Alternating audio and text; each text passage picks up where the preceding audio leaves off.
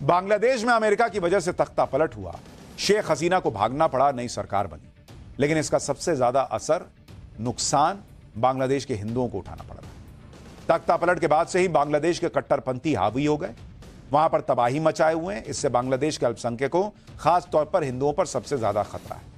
बांग्लादेश की अंतरिम सरकार के प्रमुख मोहम्मद यूनुस भी लग रहा है जैसे कट्टरपंथियों के आगे सरेंडर कर चुके हैं। आप देखिए कि कैसे बांग्लादेश के हिंदुओं को इस्लाम कबूल करने के लिए शख्स मौलाना तारिक मसूद, जो कुछ ऐसा बोल जाता है जिससे पूरा पाकिस्तान अब इसका दुश्मन बन गया। सबका दिल चाहता है कि यार मैं, ये वही शख्स है जो केवल पाकिस्तान ही नहीं बल्कि इस्लाम की तौहीन के नाम पर पूरी दुनिया में घूम घूम कर सजाए मौत की वकालत करता है। और अब इसी को मानने वाले मौलानाओं ने इसके खिलाफ मोर्चा खोल दिया। मौलाना तारिक मसूद की इन बातों को अभी निंदा की कैटेगरी में रख दिया गया है। पुलिस थानों और अदालत में एफआईआर पर एफआईआर दर्ज हो रहे हैं। एक तरफ एफआईआर और दूसरी तरफ एक के बाद एक फतवे के बाद फतवा की वकालत करने वाला मौलाना अब वीडियो जारी कर उन्हीं मौलानाओं से माफी मांग रहा है जिसे कभी वो कट्टरपंथ का पाठ पढ़ाया करता था। मौलाना तारिक मसूद भले ही अपनी जान बचाने के लिए माफी मांग रहा हो, लेकिन पाकिस्तान में कट्टरपंथ की जड़ें इतनी गहरी हैं कि जहर फैलाने वाले मौलाना एक दिन खुद इसके शिकार हो रहे हैं। एक तरफ तारिक मसूद इस्लाम और मजहब को लेकर तकरीरें देता है, तो वहीं पूरे जिन्नालैंड में इस मौलाना की डराया धमकाया जा रहा है। मंदिरों पर हमले हो रहे हैं, हिंदू त्योहारों को टारगेट किया जा रहा है, त्योहार मनाने के लिए रंगदारी मांगी जा रही है, हिंदू कर्मचारियों से जबरन इस्तीफे लिए जा रहे हैं, लेकिन अमेरिका को इससे कोई फर्क नहीं पड़ रहा। वैसे तो अमेरिका मानवाधिकार की बात करता है, मानवाधिकार हनन पे आंखें दिखाता है दुनिया भर, अल्पसंख्यकों की सुरक्षा की बात करता है, लेकिन बांग्लादेश के हिंदुओं के मुद्दे पर इंटरनेशनल लेवल पर कहीं कोई हलचल नहीं दिख रही। सिर्फ भारत की मोदी सरकार है जो इस मुद्दे को उठा रही है। बांग्लादेश में हिंदुओं के लिए स्थिति इतनी खराब हो चुकी है कि अब वो अपने पर्व और त्योहार भी नहीं मना पा रहे। दुर्गा पूजा का त्योहार आ रहा है और इस दौरान मंडप लगाकर मां दुर्गा की पूजा होती है, लेकिन बांग्लादेश के हिंदू शायद ही दुर्गा पूजा मना पाए, क्योंकि वहां के कट्टरपंथी संगठनों ने धमकी जारी की है, जिसके बारे में बांग्लादेश के बड़े अखबार द डेली स्टार में भी खबर पब्लिश हुई। इसमें लिखा है कि 5 लाख टका, बांग्लादेश में यही करेंसी। कट्टरपंथियों की इस धमकी से बांग्लादेश के हिंदुओं में दहशत का माहौल है, लोग डरे हुए हैं, खासतौर पर पूजा कमेटी वाले तो घरों से बाहर ही नहीं निकल रहे। बांग्लादेश में हिंदुओं को नौकरी तक से निकाला जा रहा है, जबरन इस्तीफे दिलवाए जा रहे हैं, मंदिरों को तोड़ा जा रहा है, हिंदुओं के घरों में आगजनी और लूटपाट की खबरें तो आपने खूब देखी। बांग्लादेश के स्कूलों में भी हिंदुओं के साथ भेदभाव हो रहा है, हिंदू बच्चियों को हिजाब पहनने के लिए मजबूर किया जा रहा है। यह बांग्लादेश के कट्टरपंथियों की नई साजिश है, जिसके तहत हिंदू लड़कियों से कहा जा रहा है कि वो हिजाब पहने।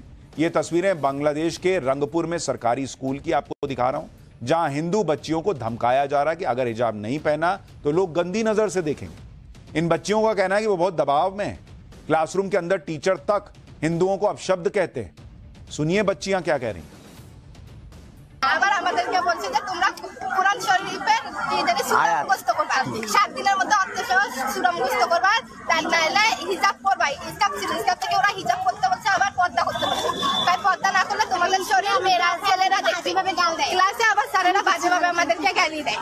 আমাদের ক্লাসে যে স্যার বললো যে তোমরা হিন্দু মেয়েরা কয়েকজন আছে দাঁড়াও, তারপর আমরা দাঁড়াইলাম, বলতেছে তোমরা হিজাব করো না কেন। बांग्लादेश के कट्टरपंथी तालिबानी फरमान जारी कर रहे हैं, हिंदुओं की जान खतरे में है, लेकिन बांग्लादेश के अंतरिम सरकार के प्रमुख मोहम्मद यूनुस अमेरिका में बाइडेन से गले मिल रहे हैं। अमेरिका में रहने वाले बांग्लादेशी मूल के नागरिक इस बात को समझ रहे हैं। अमेरिका में बसे बांग्लादेशियों की समझ में आ रहा है कि उनके साथ क्या हो रहा है, उनके देश के साथ कैसे खेल हुआ है। इसलिए जब मोहम्मद यूनुस अमेरिका गए तो वहां बांग्लादेशी मूल के नागरिकों ने जमकर प्रोटेस्ट किया, यूनुस के खिलाफ जमकर नारेबाजी की। यूनुस को फादर ऑफ टेररिस्ट कहा गया। इतना ही नहीं, यूनुस को हिंदू किलर भी कहा गया। सुनिए अमेरिका में रहने वाले बांग्लादेशियों का गुस्सा कैसे भड़का हुआ है।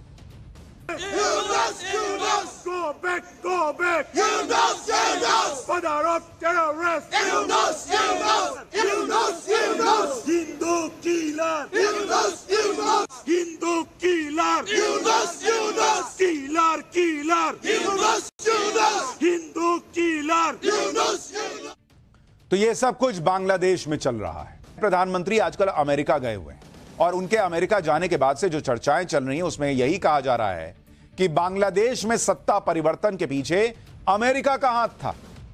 जो हम लोग कह रहे थे कि भैया ये अमेरिका ने गेम किया है वहां पर शेख हसीना को हटाने के लिए, वही बात अब पीएम मान रहे हैं।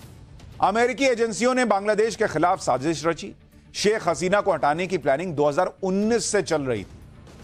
यह चर्चा इसलिए चल रही है क्योंकि अमेरिका से एक ऐसी तस्वीर आई जिसने सबको सोचने पर मजबूर कर दिया कि बांग्लादेश में अमेरिका के जिस खेल की बात की जा रही थी, क्या वो वाकई में सच था। क्योंकि बांग्लादेश के अंतरिम सरकार के प्रमुख मोहम्मद यूनिस अमेरिका जाकर जिस तरह से अमेरिकी राष्ट्रपति जो बाइडेन से मिले और जिस तरह से जो बाइडेन ने मोहम्मद यूनिस को हाथों हाथ लिया, बाइडेन मोहम्मद यूनिस से इस तरह से मिले जैसे मोहम्मद यूनिस अमेरिका का कोई बड़ा काम करके आए। इन्हीं तस्वीरों से सवाल उठे कि बांग्लादेश में क्या अमेरिका का ही खेला था कि शेख हसीना को हटाकर वहां पर मोहम्मद यूनिस को बैठा दिया जाए, क्योंकि शेख हसीना अमेरिका के दबदबे को मान रही थी और मोहम्मद यूनिस को प्रो अमेरिका माना जाता है, यानी अमेरिका जो कहेगा वो ही मोहम्मद यूनिस करेंगे। क्या इसलिए मोहम्मद यूनिस पर बाइडेन ऐसे प्यार लुटा रहे हैं जैसे यूनिस को जो काम सौंपा गया वो करके आया है? इस मुलाकात में जो बात भी हुई वो भी संदेह पैदा करती है, क्योंकि मोहम्मद यूनिस से मुलाकात के दौरान अमेरिकी राष्ट्रपति बाइडेन ने बांग्लादेश के हालात को लेकर बात की और यूनिस को पूरा सपोर्ट देने का भरोसा दिया। व्हाइट हाउस की तरफ से जारी बयान में कहा गया कि बांग्लादेश में होने वाले सुधार को अमेरिका समर्थन देता रहेगा, बांग्लादेश में लोकतांत्रिक मूल्यों को मजबूत करने में सपोर्ट करेगा, बांग्लादेश की नई सरकार को वहां नए रिफॉर्म्स लागू करने चाहिए जो पिछली सरकार में नहीं हो पा रहे थे। अगर बांग्लादेश के छात्र अपने देश के लिए इतनी कुर्बानी दे सकते हैं तो उनकी और मदद करनी चाहिए। यानी अमेरिका ने साफ कर दिया कि बांग्लादेश में जो भी हो रहा है उस पर अमेरिका की नजर बनी हुई है और अमेरिका पूरी कोशिश कर रहा है कि बांग्लादेश में वो सुधार हो जो अमेरिका चाहता है। ये तो सब जानते हैं कि अमेरिका जिस देश का समर्थन करता है उससे दुनिया की सभी बड़ी संस्थाओं से मदद मिलनी शुरू हो जाती है। बांग्लादेश में तख्तापलट का अमेरिका ने समर्थन किया तो बाइडेन ने बांग्लादेश की नई सरकार के प्रमुख मोहम्मद यूनिस से मुलाकात करके गले लगाया, और न सिर्फ गले लगाया बल्कि बांग्लादेश के लिए खजाना खोल दिया। न्यूयॉर्क में ही मोहम्मद यूनिस ने वर्ल्ड बैंक के अध्यक्ष से मुलाकात कर ली। इस दौरान बांग्लादेश को आर्थिक मदद के मुद्दे पर चर्चा की गई। इसके बाद वर्ल्ड बैंक ने बांग्लादेश को राहत पैकेज अप्रूव किया।